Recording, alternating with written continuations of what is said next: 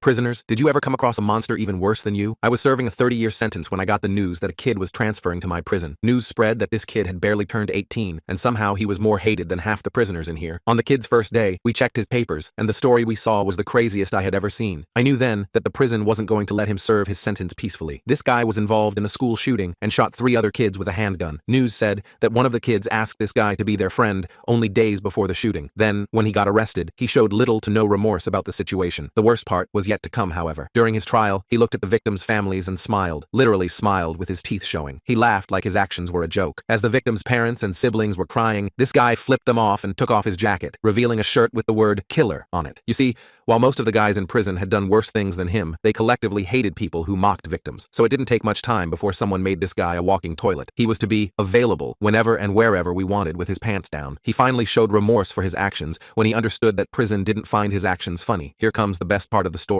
After being a toilet for 2 years, the guy tried to escape and ended up in a place that's even worse than ours.